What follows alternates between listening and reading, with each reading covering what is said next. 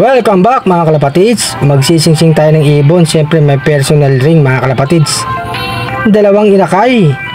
Magagandang inakay mga kalapatids. Anak ni Padrino at saka ni Beauty.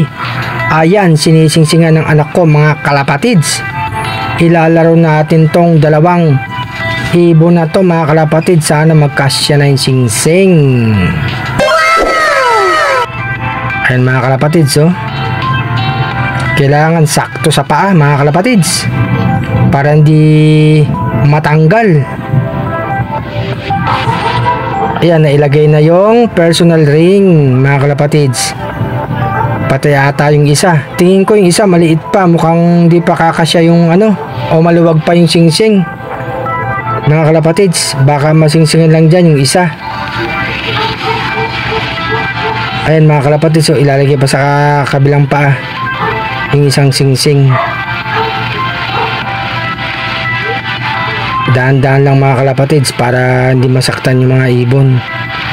Hindi tayo gumamit ng stick ah. Mukhang kasya naman mga kalapatids eh. Huwag lang matatanggal. No. Yan, pinapasok ng unti-unti mga kalapatids. Medyo nagpipumiglas yung inakay. Ayan, kasya na mga kalapatids oh. Sa isang inakay, okay na mga kalapatids.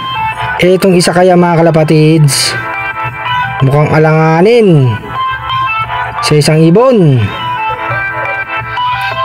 mga kalapatids. Ito, yan oh, kasya na oh. Ayan. Tapos itong isang ibon medyo maliit pa yung paa, hindi malalagyan. Baka sa isang araw pa ito mga kalapatids.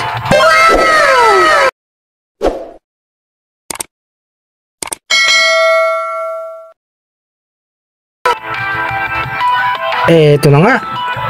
Hindi lang inakay natin, nasa magulang, si Padrino at saka si Beauty mga kalapatids. Ito yung mga flyers natin mga kalapatids. Nagpapahinga na. Ito nga muli sa Arcelab mga kalapatids. Magandang araw. Happy flying sa lahat.